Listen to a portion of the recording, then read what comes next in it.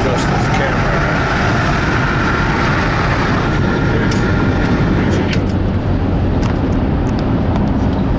And I think I'm on the,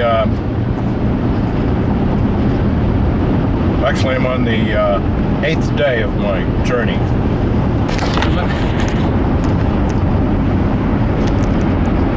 On the 8th day of my journey, I'm doing the Lewis and Clark to Oregon. The first day I stopped in Orlando, visited Mary Jane, my sister. Then I went up to Gainesville, see an old buddy, had a stroke, and visited with him for a while, spent the night. And then off to Atlanta, spent the night with Chris's place, played golf with Chris. And then Birmingham, Memphis, St. Louis,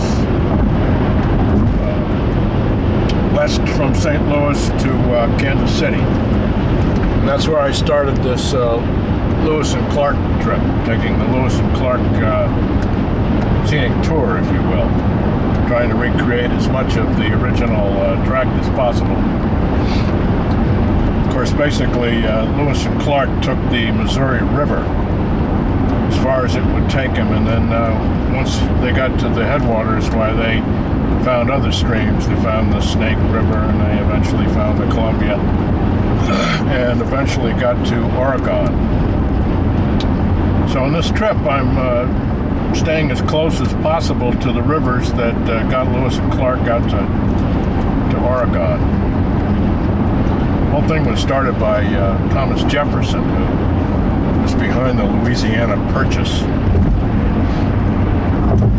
Basically, they purchased from France the claim to all the lands that were in the drained into the Missouri River. Of course, they had no idea what that entailed. It was just a lot of land out there, and so they commissioned Lewis and Clark.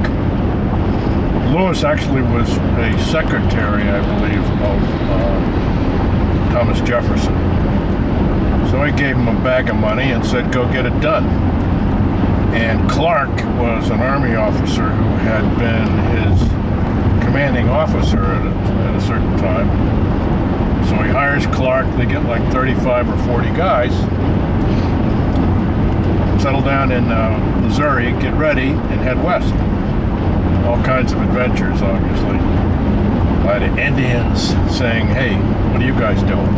Well, we're just checking out the land and all that stuff. I don't think so, said some of the Indians, and there were skirmishes, and they had various other adventures.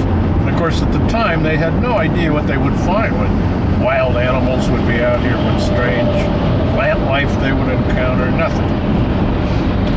They'd be overrun by buffaloes, what have you. And although the far west coast, coast of now Oregon, Washington, California, was fairly well known by the Europeans. There had been some discoveries in there. They had no clue what laid in between. So the discovery, quote unquote, of the Pacific Ocean via this route took place in 1804 in a place called Astoria, Oregon, where there's a bluff where the first time they could see the Pacific Ocean, and that is my goal, to be there. And following that, I'll go down to California and do some camping and visit some friends, and then head back east to good old sunny South Florida.